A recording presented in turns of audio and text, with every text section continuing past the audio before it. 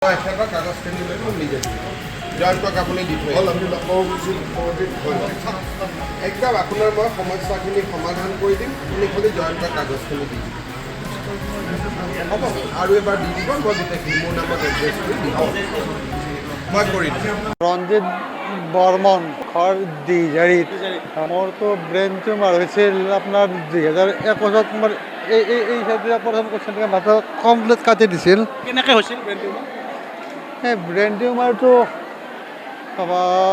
বোধহয় বাথৰুমত পৰাৰ কাৰণে হৈছিল নেকি সেনেকুৱা পাৰে। কিন্তু এতিয়া আপোনাৰ 42 চাইজ হৈছে আৰু অপাৰেশ্যন কৰাৰ পিছত 42 নতুন দিল্লীত কৰিছিলোঁ। এতিয়া চকুটো মই দেখা নাপাওঁ। পেৰালাইচিছটো আৰম্ভ হৈ গৈছে কমপ্লিটলি। পেৰালাইচিছ আৰম্ভ হৈছে, দাঁতৰ এইখিনি আৰম্ভ হৈ গৈছে। মাথাটো 24 ঘণ্টা এনেকৈ মাৰি থাকে। এতিয়া ডক্টৰেটো ৰিক্স নলওঁ বুলি কৈছে। 1% লয় তেখেতৰ। এইমছৰ আপোনাৰ এইমছত গ'লোঁ। এইমছত তেখেতসকলে নলাব কৈছে আমি চি এমক আজি লগ ধৰিলে আপুনি? চি এম ছাৰে কি ক'লে? চি এম ছাৰে গোটেইখিনি লগ ধৰাৰ পিছত চি এম ছাৰে কৈছে কি জয়ন্ত মল্ল বৰুৱা ডকুমেণ্টছখিনি গোটাই দিবা কৈছে।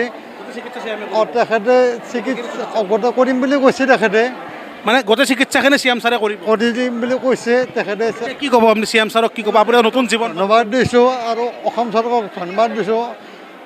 আমাৰ 39 নম্বৰ বিধানসভা সমষ্টিৰ মাননীয় বিধায়ক তথা মন্ত্ৰী মহোদয় জয়ন্ত মল্লক ধন্যবাদ জ্ঞাপন কৰিছোঁ। তেখেতে যি আজি মোক আশা দিলে, এতিয়া আশাখিনি সোনকালে মোক বাস্তৱত ৰূপায়িত কৰাৰ কাৰণে চিকিৎসাখিনি দিল্লীত কৰিব লাগিব। মই দিল্লীত এইখিনি এইমছৰ আপোনাৰ এইখিনি আপোনালোকে এইটোত দিছে আপোনাৰ ফৰিজিটো এইমছে দিছে। ফৰিজিটো ইয়াত নহয়, অসমত নহয়। অসমৰ পৰা মোক ৰেফাৰ কৰিছে কেতিয়াবাই। ইয়াৰ পৰা এইমছৰ পৰা ৰেফাৰ কৰিছে যে আমি নোৱাৰোঁ। তাৰপৰা দিল্লীত আপোনাৰ হেৰি তাৰিখে দেখুৱালোঁ মই 27 তাৰিখে দিল্লীত দেখুৱালোঁ। দিল্লীত দেখাব লাগিব। দিল্লীত দেখুৱাব লাগিব। সুস্থ হ'ব পাৰে, নতুন জীৱন পাব এটা আপুনি।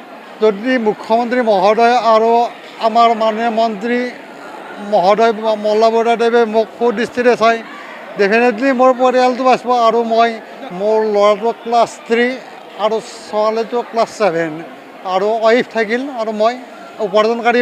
মই